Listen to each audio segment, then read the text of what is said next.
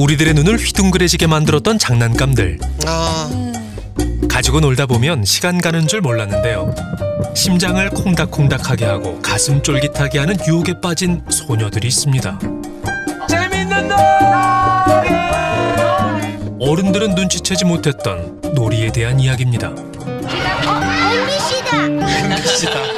하굣길 필수 코스였던 추억의 문방구. 동전 몇 개만 있으면 부러울 것이 없었죠. 그렇죠. 어린 시절의 추억이거든요. 요즘에 좀 많이 없어졌어요. 예. 3개월 전, 한 동네에도 드디어 문구점이 생겼습니다. 현재 트렌드가 무인 매장도 많이 늘어나고 있고 나라에서도 많이 장려했던 부분들도 있고 원택트라고 해서 무인 문구점이긴 해도 있을 건 다 있습니다. 문구점 사장은 아이들에게 추억의 문방구를 선물하고픈 마음이 컸다는데요. 그런데 12월 4일 날 저희 문구점 관리하는 매니저한테 전화가 왔어요. 그래서 물건을 좀 훔쳐간 것 같다고 좀 이상하다고 얘기를 하길래 제가 그때까지만 해도 대수롭지 않게 생각해서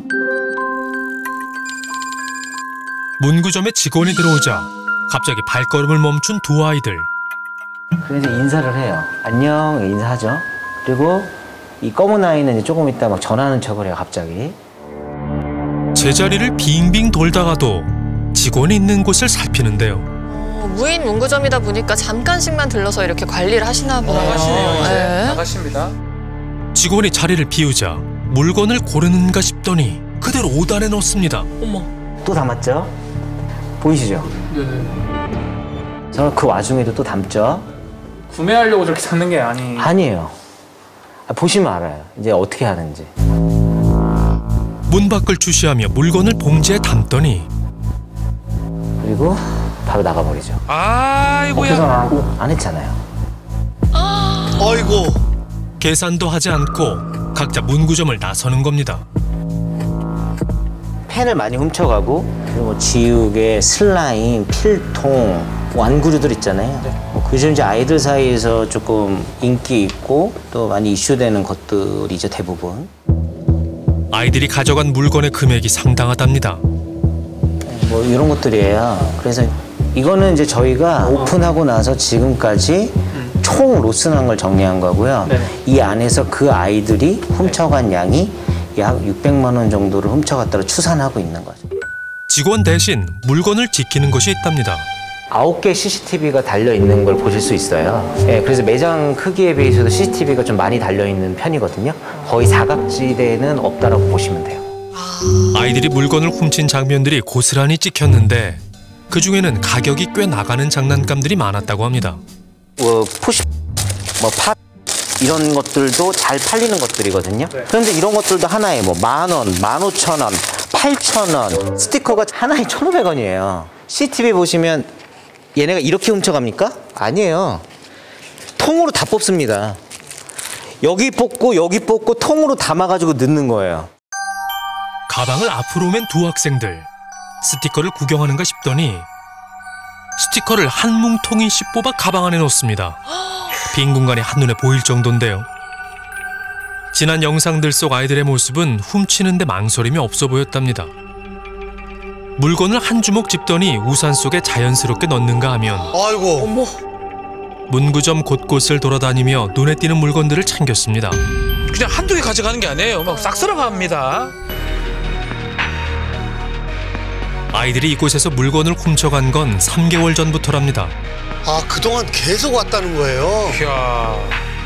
왜 아이들은 함께 붙어 다니며 문구점을 턴 걸까요? 문구점 사장이 영상 속 아이들을 찾는 건 어렵지 않았습니다. 무인 문구점이 한 초등학교 바로 앞에 위치했기 때문인데요. 그리고 하교하는 학생들 사이에서 영상 속 한 아이를 발견하게 됩니다. 뭐 CCTV로 봤을 때는 저는 고학년인 줄 알았어요. 사실은. 고학년이니까 이렇게 할 수 있을 거라고 생각을 했는데 이 아이를 찾아보니 아이가 초등학교 3학년이라 그래서 많이 놀란 거죠. 아이에게 상황을 설명한 후 문구점에 데려갔고 처음 가게 문을 열었을 때부터 친구와 물건을 훔쳤다는 이야기를 들을 수 있었습니다. 약 30회 이상 매번 15개 이상의 물건을 네가 훔쳐간 것을 너가 인정하는 거지? 혹시 어머님이 물어보면 들려드리려고 그 목적으로 녹음한 거야. 다른 목적이 아니야. 600만 원이라는 피해 추산 금액도 아이들의 진술을 바탕으로 책정했답니다. 한 번 훔쳐갈 때는 평균적인 금액이 지금 문구나 완구류가 한 뭐 7,000원에서 8,000원 했을 때 한 15개 하면 돈 10만 원 나오잖아요. 그래서 저희가 1회당 10만 원 그리고 30몇 회니까 30회 그래서 1인당 한 300만 원 정도를 잡은 거고. 그리고 학생의 아버지들을 만나 피해 변상을 요구했다는 문구점 사장. 그런데 더 화가 났던 거는 그 이후에 그 가해 학생들의 부모들의 전 태도였거든요. 잠깐 본 CCTV 영상만으로는 1인당 300만 원이라는 변상금을 인정하기 어렵다는 겁니다. 우리 뭐 동영상만 한 5분이나 봤습니까? 그거를 봐서는 건식일이 30건 이상이란 말씀을 하셨잖아요. 그 정도는 나도 안 돼 보이는 것 같아. 저 아버님 돈 10원도 못 낸다는데 내가 150만 원 받아올게. 그럼 내가 150 해가지고 4인 300만 원 받으세요. 보내드릴 테니까 저는 못하겠습니다. 그것까지는 뒤로 좀 물러나죠. 내가 이건 해결해야 돼. 그리고 김사님도 동네 장사 하잖아. 동네 장사 원래 들고 해꾼 거야. 큰 소리 못 치는 거야. 그렇게 말씀하시면 안 되죠. 아니 김사님이 그 양보 좀 해줘요. 아니 아버님. 그러면 왜 양보를 하라 그러세요?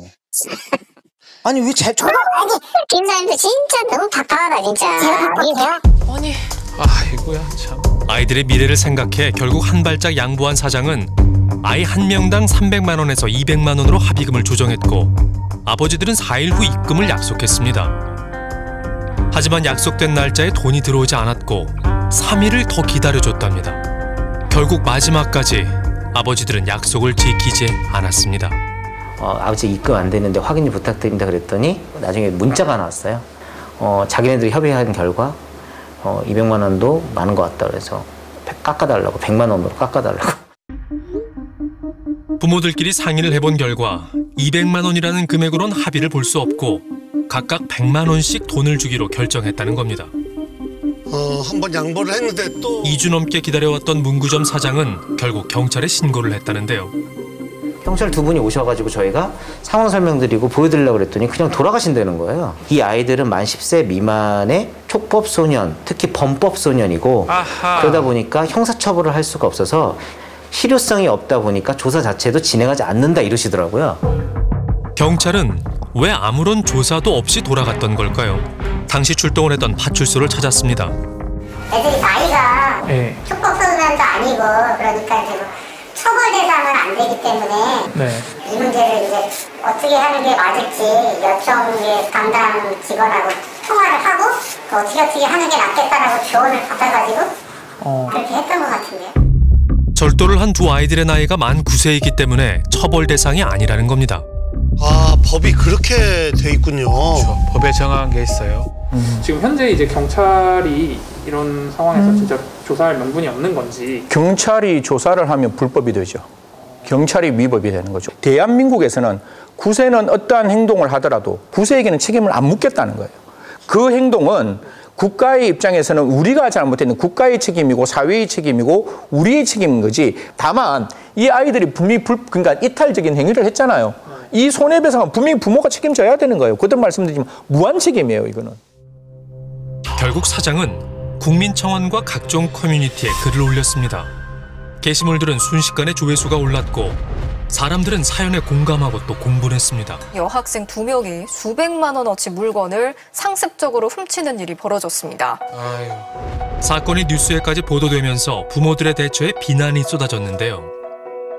그렇다면 초등학생 자녀를 키우는 학부모들은 이 사건에 대해 어떤 입장을 가지고 있을까요? 두 아이 또래의 자녀를 키우는 부모들을 만나 직접 이야기를 들어봤습니다. 그 부모가 저는 되게 이해가 안 가는 거예요. 우리 집에 원래 없던 건데 새로 생긴 게 다 엄마들 눈에 보이잖아요. 그게 왜 부모의 눈에 안 걸러졌을까? 그렇죠. 어떤 계산법으로 계산을 해서 어떤 금액이 나왔던들 그거에 대해서 뭐 한마디 하지 않고 바로 드렸을 것 같아요, 제가. 무관심으로부터 시작해요. 그리고 저는 가게 주인도 문제가 있다라고 봐요. 그렇게 안 보고 있다가 갑자기 무슨 막 3개월 만에 막 몇백씩 나오니까 그렇게 나중에 대처를 했다는 가게 주인도 조금 문제가 있는 것 같아요. 아이들의 잘못을 매듭짓지 않고 결국 사건이 알려지고 나서야 다시 합의를 제시한 부모들. 살고 계신 분들 여러 가지가 있는데 그냥 원만히 하는 게 아니고 아버님 법으로 처리하셔요. 저도 그렇게 할 거고. 솔직히 제 마음도 이해가 되시는 부분이 있잖아요. 아버님 그래서 제가 기다렸잖아요. 아버님 저 몇 주를 기다렸어요. 한 달 넘게 기다렸습니다. 그것 자체가 명백하지가 않았기 때문에 그런 의구심이 있었고 아버님의 마음을 이렇게까지 아직은 이해하지 못하고 힘든 부분들이 있고요. 우선 제가 지금 알겠습니다. 네. 왜 부모들은 계속해서 합의금을 깎으려 했던 걸까요? 사실인 걸로 확인을 했어요. 딸한테. 맞다라고 하더라고요. 그래서 우선 물건들을 다 가져오라고 했습니다. 애가 놀래서 그랬는지 제가 사준 것도 막 갖고 오더라고요. 근데 이게 양이 많지가 않았어요. 뭐 양이 많았으면은 당연히 어디서 왔어? 물어볼 수도 있을 텐데 그런 게 우선 없었고 30팽이라는 영상도 저는 못 받고 물품에 대해서 리스트업이 돼 있는 돈이 아니었기 때문에 한 집당 300만 원 과하다고 판단을 했던 거죠. 3개월간 300만 원의 물건을 훔쳐 집에 가져왔다면 눈치를 챌 수도 있었을 거라는데요. 또한 아이들이 훔친 물건에 대한 명확한 목록이 없었기 때문이랍니다. 그러던 중 문구점 사장이 글을 올렸던 한 인터넷 커뮤니티에서 사장을 저격하는 글과 댓글들이 쏟아지기 시작했습니다. 이건 갑자기 무슨 일이죠? 그리고 이 커뮤니티의 한 유저는 본인이 사장을 도와주겠다며 연락을 해왔답니다. 아이를 부모 동의도 없이 경찰 신고도 없이 이거 했다는 것 자체가 위법 사항입니다. 그렇게 말씀하시면 제가 죄인이겠죠. 아니, 제 사장님은 피해자가 맞으세요. 근데 제가 말씀 듣는 거는 어떻게 600만 원 금액이 산정이 됐는지 피해자는 제가 그걸 말씀드리려고 하는데 제가 뭘 금액을 너무 높게 잡았다는 등 뭐 했다는 등 하는데 가해자들이랑 같이 얘기를 해서 협의를 해야 되는 부분이고 심지어는 저는 협의까지 했어요. 그래서 그분들이 나중에 약속한 거를 안 지켰기 때문에 문제가 되는 거고. 그리고 다음 날 문구점 사장의 통장으로 400만 원이 들어옵니다. 아니 이건 또 뭐죠? 입금을 갑자기 200만 원씩 입금을 하셨더라고요. 그러니까 이거 저는 아무런 얘기가 된 적도 없고 그 이후에 이슈화가 된 이후에 저는 단 한 번의 사과도 제대로 받아본 적 없고. 아버지들이 갑자기 돈을 보낸 이유는 무엇일까요? 이분이 이제 영향력이 있고 많이 도와주시는 분이라고 들었어요. 제가 어떻게 해야 되는지 지금 조언을 구하고자 제가 이분한테 쪽지를 보냈어요. 학생의 아버지는 갑자기 커진 일을 수습하고자 도움을 요청했고 그의 조언을 따랐답니다. 이후 그는 부모들이 돈을 보냈으며 사장은 많은 점포를 운영한다는 글을 커뮤니티에 올립니다. 일이 더 커져 버렸네요. 사장에게 도와주겠다며 연락을 했던 그가 부모들 편에서 글을 쓴 이유는 무엇일까? 학부모님들한테는 좀 어떻게 좀 그러면 조언을 해주셨나요? 제가 얘기를 했어요. 아이들이 사람이 되기 전까지 교육비 지급한 셈 치고 200만 원씩 입금을 하시고 사과를 하라고 말씀을 드렸어요. 저는 그거와 별개로 이 사장이 정말로 피해 금액이 맞고 소상공인 그러고 여론을 이용했다는 것 자체가 사실 그거에 대해서는 전 짚고 넘어가야 되는데 그 부분을 썼던 거고요. 아무도 눈치채지 못했던 아이들의 행동. 하지만 더 큰 문제는 아이들의 잘못이 드러난 이후 이를 대했던 어른들의 태도입니다. 사건이 알려지면서 가장 큰 상처를 입은 건 두 아이들일 텐데요. 학교에서도 걱정이 많겠어요. 아이를 그럼 어떻게 좋은 방향으로 이끌어 나갈 것인가, 그에 대한 생활지도 선도 조치, 교육적 조치 이런 정도가 할 수 있는 게 없거든요. 근데 이것은 어른들의 통문제와 관련된 것 때문에 이 아이들이 잘못한 것도 있긴 하지만 그것이 입에 쏙 들어가 버렸어요. 근데 이제 그게 자꾸 나중에 커서 트라우마로 나오는데 제가 진짜 염려됐던 게 그거였던 거예요. 제대로 된 훈육으로 마무리해야 했던 일이었지만 어른들의 입장차를 좁히지 못하면서 두 아이들의 문제가 세상 밖으로 터져나왔고 아이들은 본인들의 의지와는 다르게 무방비 상태로 노출되어 버렸습니다. 눈앞의 숫자 계산에 급급해 아이들에 대한 고민이 빠져버린 겁니다. 초등학교 3학년은 잘못을 인지할 수 있는 나이일까요? 아이들이 물건을 훔치게 된 이유는 무엇일지 전문가의 의견을 들어봤습니다. TV를 보고 계신 부모님들도요, 어릴 때 부모님 지갑에 이렇게 손을 댔거나 친구 물건 이렇게 가지고 온 첫 시기가 언제쯤인지 한번 되짚어 보시면 이맘때쯤에, 이때는 옳고 그름을 판단할 수 있는 나이이긴 하지만 이 옳고 그름이 내 눈앞에서 펼쳐졌을 땐 그걸 스스로 제어하기는 힘든 나이예요. 초등학교 저학년 시기의 아이들은 유혹에 쉽게 넘어갈 수 있기 때문에 잘못된 길로 빠지지 않는지 늘 관찰해야 한답니다. 믿음이 그 아이의 잘못된 선택을 방조하는 역할을 하기도 하기 때문에 합리적 의심을 해야 된다는 게 정답. 현재 무인 점포는 늘어나고 있고 도난 문제는 계속해서 발생하고 있는 상황인데요. 어린아이들도 무인 점포를 이용하는 만큼 이에 대한 고민이 필요해 보입니다. 30분 동안 단 한 번도 그 아이들의 행동이 저지되지 않을 수 있는 상황이 놓여 있었던 부분도 분명히 있는 거거든요. 그래서 저는 뭐 이 무인 점포에 계시는 분을 절대로 비판하자고 하는 게 아니라 확인하는 절차 아니면 경고 문구라도 하나 있든지 뭔가 이 아이들의 행동을 억제해 줄 수 있는 사회적인 시스템이 한 번이라도 작동했으면 아이들은 그 행동을 저지했을 거예요. 취재를 이어가던 제작진에게 반가운 전화가 걸려오는데요. 예, 사장님. 어저께 밤에 문자가 온 거예요. 차지하고 싶다 이러고 삼자 간에 뭐 오해가 있었던 것 같다. 합의와 뭐 용서의 자리를 뭐 만들었으면 좋겠다며 이래요. 그래서 만난 모양이네요, 세 분이. 그러네요. 더 큰 오해가 쌓이기 전에 해결이 되면 좋겠습니다. 그리고 그날 밤 마주 앉은 세 사람은 긴 대화 끝에 용서와 합의를 이뤄냈습니다. 혼내고 사실은 이제 무인문구점이라는 게 좀 유혹이었나 봐요. 친구들 사이에서도 뭐 문제가 없다 그렇게 인식을 했나 봐요. 이제 자식까지 죄인 아닙니까? 그래서 뭐 당연히 용돈은 구했고 제가 이번 이 일을 겪으면서 정말 많이 힘들었고 딸까지 저렇게 무게가 이렇게 실리는 게 좀 원치가 않았었어요.